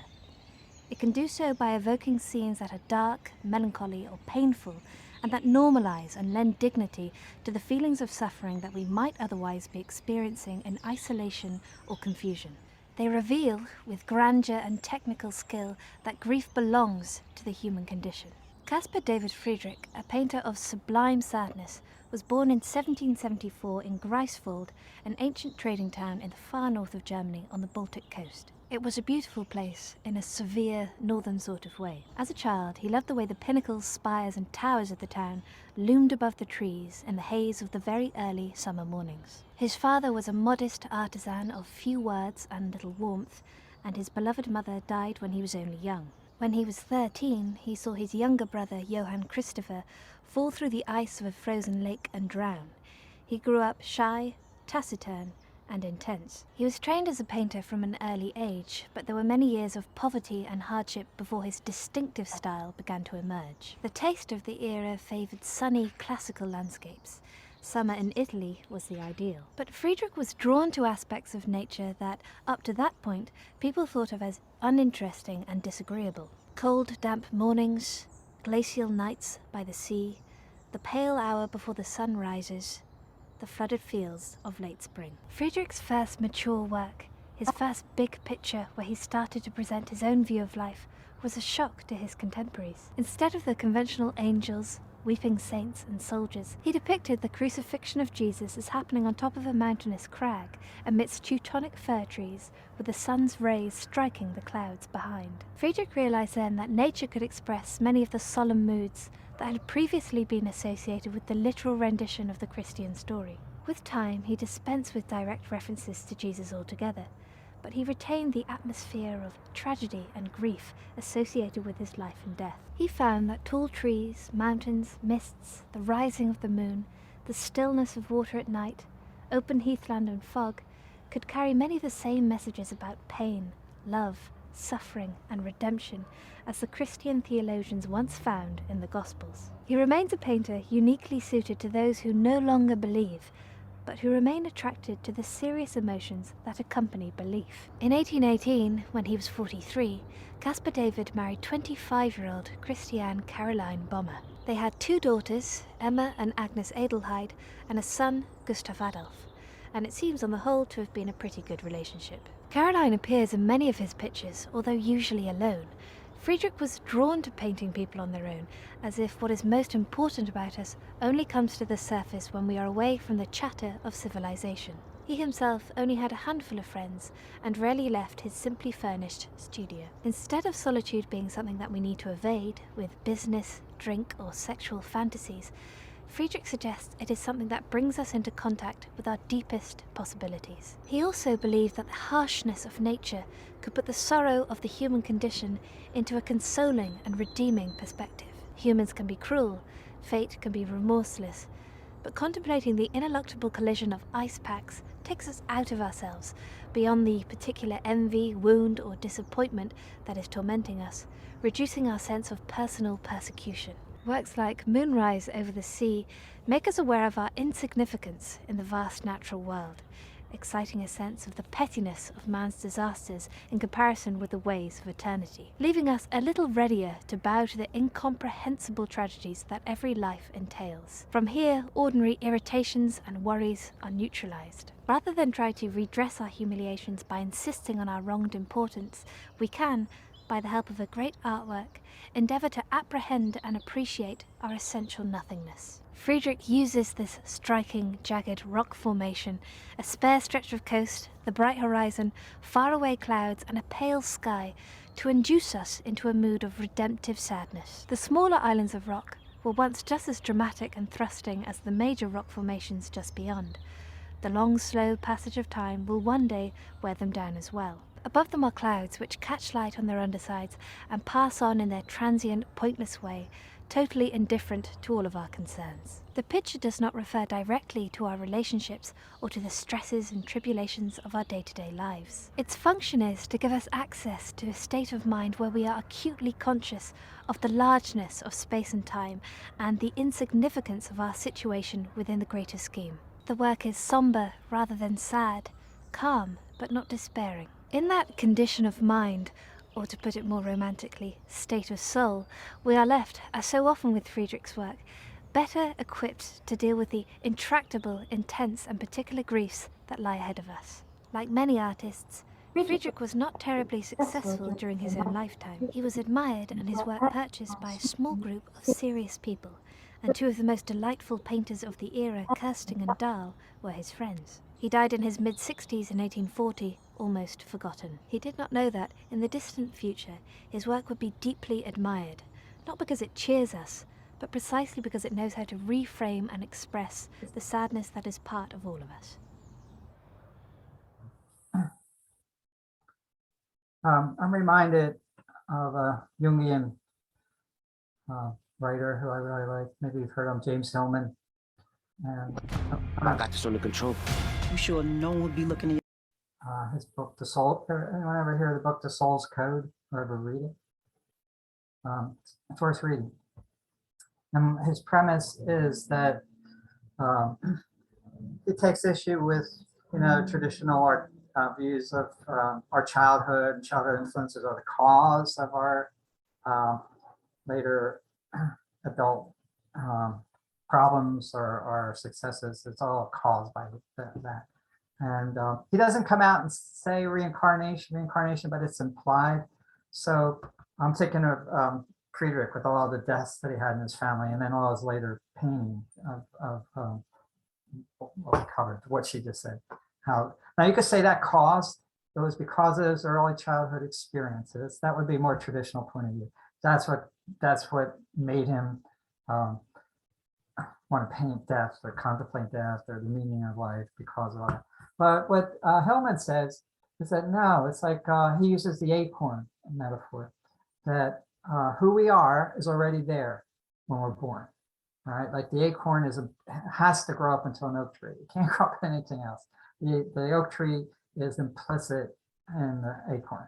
Okay, it's likewise with human beings. So you can see who they're going to be, and in Hillman's book, he goes through all these famous artists and scientists. You can who they're going to be later on in life, or what they're going to achieve, or what their mission is in life, is there in childhood, and it's not, and they come in with it. It's not that it's not that the environment or the parents they come in as a blank slate, and the environment and experiences and parental influences and so are the cause of what they do. They come in with it already. He has so many examples that, and it really fits in with reincarnation. That your current life, early childhood experiences help mold you some, but you come in already with who you are. You don't come in as a blank slate. But I love the way Hillman presents it, because he never uses the word reincarnation. He just uses the soul's code. We have a code that is there from the very beginning, and you can see it in the earliest childhood experiences or preferences. And so his early experiences with death were part of his, that's how I'm thinking of the soul's code. He came in like that, and he needed to be experienced like that to reinforce what it's going to do. So, and you can do that in your own life. It's really interesting. Just try it. Just think who you are and what you've accomplished, or what you're drawn to do for a career. It's implicit. It's already being stated. You're already doing it when you're 4 years old or 5 years old or 6 or 7 in some miniature way, as it were. So I don't know why I pull it up, but the Soul's Code. It's a really, I love James Hillman, and I highly recommend that book too, the Soul's Code.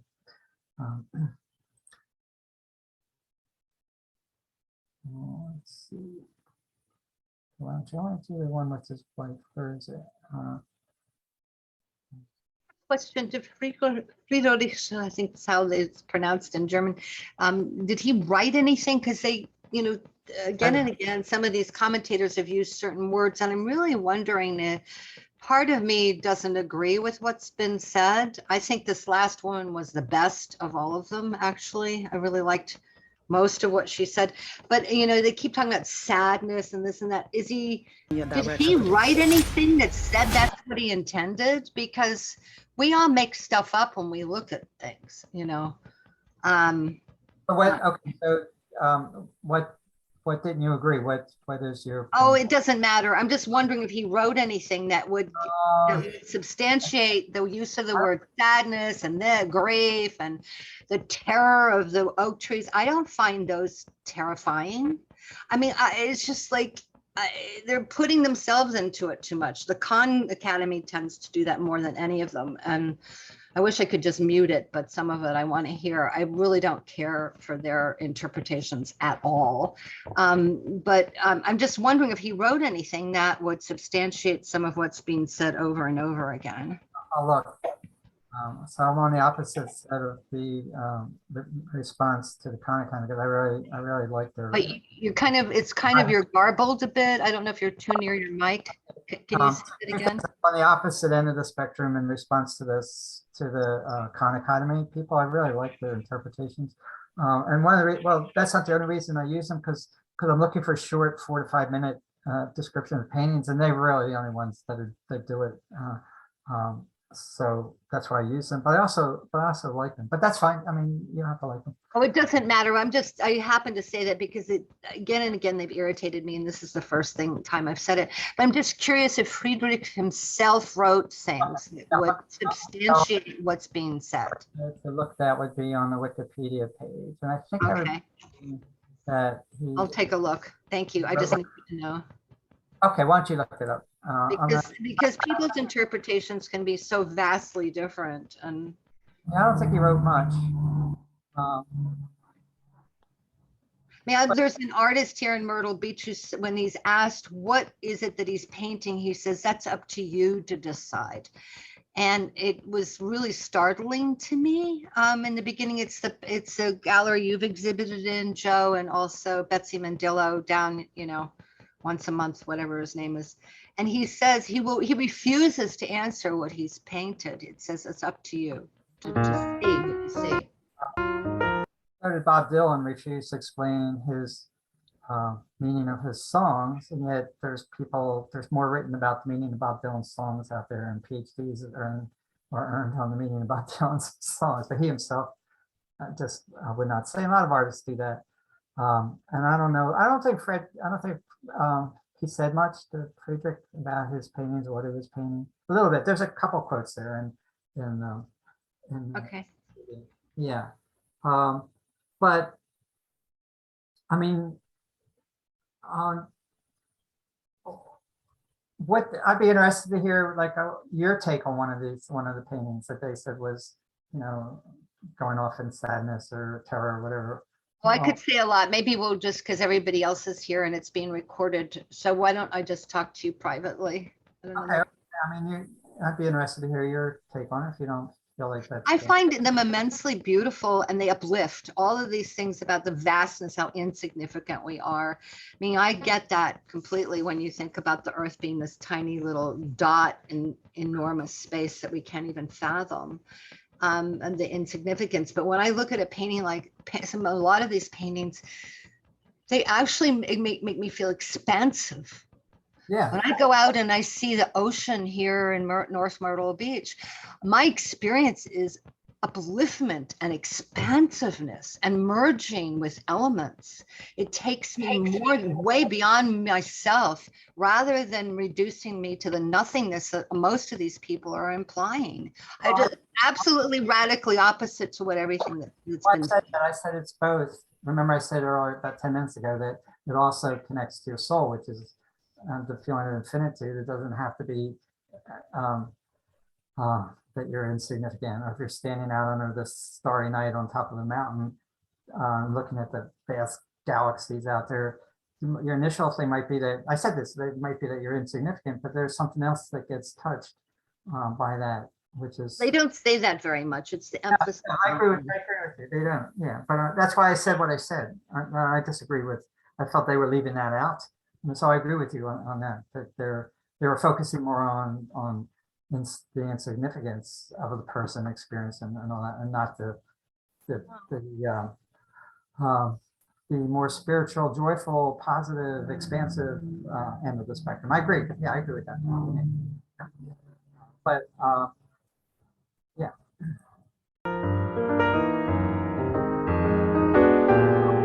We're looking at a lovely little Friedrich in the Alte National Gallery in Berlin called Woman at a Window. And like so many of Friedrich's paintings, we see a single figure from behind. This is his wife and his studio in Dresden. We see her back, but we don't stay there. Instead, somehow, we begin to imagine what she sees as she looks out this window. And we imagine her life in what seems like a rather constricted environment and this really rather small view of the outside world. And what we do see appears to be a port with some ships. We see water and a small coastline and some trees trees and the vast blue sky above. That blue sky, of course, is framed by a window that does not open, that's just above her with the thinnest wood framing. That creates a cross, and she's directly below it. You do have the sense of the way in which spirituality must imbue her, but she does seem as if her world is inside this room, and that her only access outside is through this window. You mentioned the harbor, but there is a second kind of symbolism here that I think is important, and that is the mast on the right that's close seems to be moving. You do get the sense that the ship is passing slowly, and it becomes such a perfect metaphor for her life as she watches life pass before her. And the ships that she looks at will move on, and she will remain where she is within this domestic environment. And we wonder if she's feeling a sense of yearning for more, or that perhaps she's expressing a more generalized sense of yearning and desire for meaning that we see in so many other paintings by Friedrich. There is clearly that sense of the quiet and the contemplative in this painting. All of the things that we're saying are borne out in this painting through the subtlest means. The sense of restriction that we're talking about is not because the room in which she is placed is small. It's in fact a very large space, it seems, with a very high ceiling, and of course these large windows that must let lots of light in. It's not that. It's the strictness of the geometry with which the painting is rendered. Friedrich grew up in Greifswald, which was then part of Sweden, and was schooled in Copenhagen initially before he went to Dusseldorf to finish his education. And that northern tradition of the strictness of the geometric is really felt here. The woman, in contrast, though, is curvilinear, and so she doesn't fit easily into this geometry, into the rectilinear in which she's placed. And the ship that seems to be passing also breaks with the purely rectilinear. That mast is tilting ever so slightly to the right as if it's moving forward. And so all of this feels in contrast to the perfect verticals and the perfect horizontals. And as that mast moves slightly to the right, her body lists slightly to the left, breaking that rigid geometry. And like so many other paintings by Friedrich, there is a real sense of symmetry and order, so that we immediately feel that the artist is saying something more in these scenes that otherwise we could classify as genre scenes or landscapes. Friedrich is trying to imbue them with greater meaning. Friedrich's technique here is just spectacular. I mean, you've got this very soft rendering of the poplars beyond, and this beautiful sky that seems so translucent as if it really does go on forever, and it makes the longing of the woman seem even more potent. But there's this wonderful linear quality. Look at the foreshortening of the shutter that has been opened, the way in which light plays against it, and its framing and its construction seems so clearly rendered. And then there's these wonderful other little elements. The woman's dress, for example, and the way it picks up a kind of interior light. You see that also with the liquids that are in bottles to the right on the sill of the window that seems so warm and so softly lit. So much of the art of Germany and England, for example, of this time of the 19th century is so full of a literary narrative. That is, there's lots of symbolism, there's lots of people, there's a very complex story. Friedrich is stripping all of that away and giving us the barest invitation to feel those things in ourselves. It is a poetic invitation for us to enter into this space, to enter into this woman's mind. The image itself is as contemplative as her mood, and we're being offered to enter into her mood, not simply her activity, in a way that is very much interested in the interior and her interior experience. We look at her posture, we look at this room, and we can immediately inhabit her experience in a way that feels very genuine.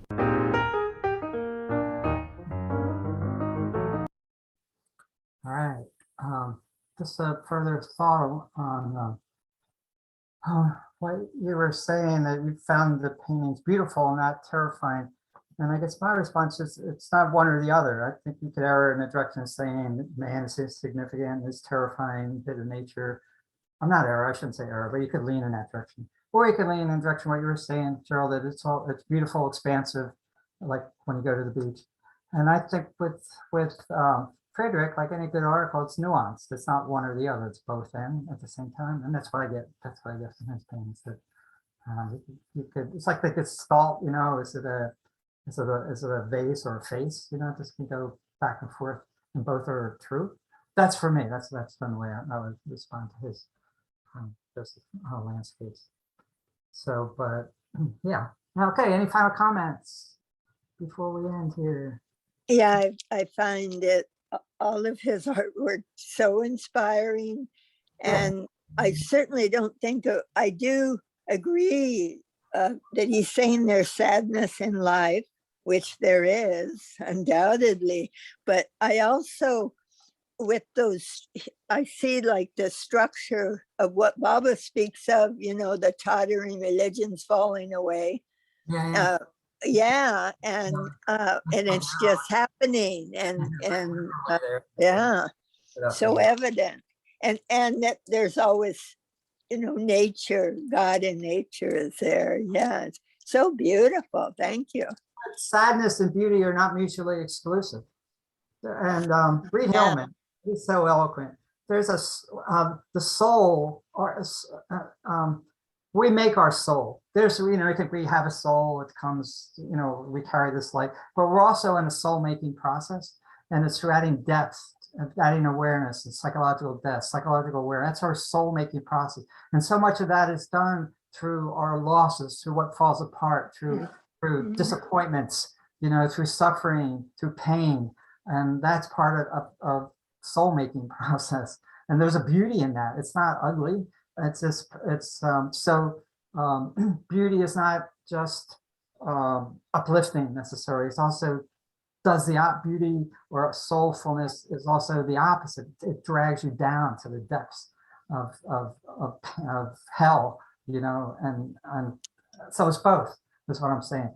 And that portrait, which he did not paint, portrait of him, is very powerful. It reminds me of a photograph I saw of Manly Palmer Hall, right?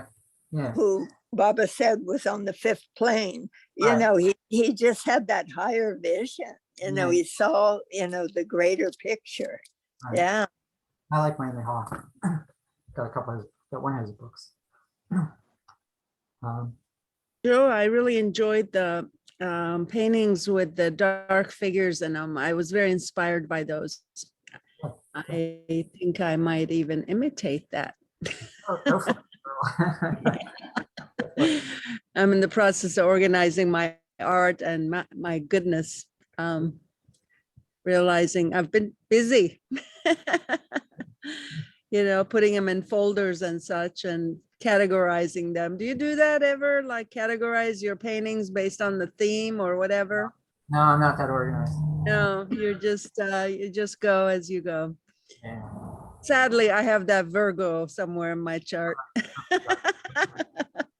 Thank you. It's good for artists to have Virgo. It makes it very helps with precision and developing skills. It's very good for. It's good actually. It's most architects have a strong Virgo somewhere in the chart, but also painters. It's really yeah. It's not anti, you know. Okay, let me think. What else? Like I said, next week I want to cover. I have to research more Ukrainian artists. Oh wow! And dedicate the whole. So next week or in 2 weeks? I mean, in 2 weeks. I'm sorry. Next session. Yeah. Next session. Yeah. I know one for sure that she was in this. The Russians destroyed this museum that had 25 of this woman's works of art. Too bad. No. Her up, and then that gave me the idea to do a whole session on Ukrainian art, and I'll have to research it and see what I come up with. So we're look forward to that. I'm doing and just a reminder, on Wednesday I'm doing that from 4 o'clock here on Baba Zoom, the Ukraine prayer vigil meditation, half an hour at the most, picking up from last week. And then Thursday, I just had the idea today, I want to feature contemporary Ukrainian music. Some bands who I think are really good. And just to, I don't know, just to honor the Ukraine in different ways in their arts. And, I mean, artists are getting driven out of the country. And the Ukraine was and Kyiv especially was a real hotbed for creativity, music, pop rock music, contemporary music, the arts, all kinds of the arts. And wasn't Zelensky a stand-up comedian? Yeah, he was a stand-up comedian. Yeah. So I mean, it's just thriving arts in Kyiv, not anymore. It's not going to be for a while. It's just really sad. So I think part of my motivation is just to feature some of our current bands that have gotten some attention internationally. Just you know, may not be music to your taste, but still just to honor them. Alrighty, any last comment before we end the time? 3:57 at the end. Thank you very much for all your hard work. Yeah, you're welcome. Thank you. It's been very. Thank you. Thank you. It's inspiring and well timed. Well timed. Yes, let me, And I really liked him. okay. Yeah, he went right along. I think that's when I was born, I think, in that area. Oh, you were, okay. Yeah, So that's like, yeah. I northern. think so. When I think about everything that I really like, Yeah. yeah, it's all that timing. Yeah. Right, okay. I don't know what that means, Joe. Don't, you know. Savannah, I'm doing Savannah, there's what is it, all Native American day through this other event, and she asked me to do two contemporary Native American artists that we already covered, Rose Simpsons and Frank Buffalo Hide. I'm going to do that on Wednesday, right? Tomorrow. Tomorrow. I got it. 10 o'clock, remember? All right, so I'll see you tomorrow at 10. All right. We're at, But you do that before that. You check on with Sammy Yeah, okay. before that. Someone says we're Yeah. open to the Did I public. remind you again tomorrow? No, I got it. Is it open again to Okay. the public? Savannah, is it open to the public? Yeah, Anybody? probably could be. I don't know. How could they find Yeah. it? I don't know. How could they find? I don't know. I mean, it's a thing that Sammy's doing for us. All right. So if anybody's interested, I have a link. I don't know. You could Yeah. email me if you have my email address. Anybody, just email me. Okay. I'm on yeah, that. send it. If I can, I'll love to attend. Okay. All right. Okay. I got to run. It's 2:59. Okay. You. Bye. Yeah, beautiful day out, you guys, before it goes away. Yeah, I know. Right, yeah. Take care. Bye. Bye-bye.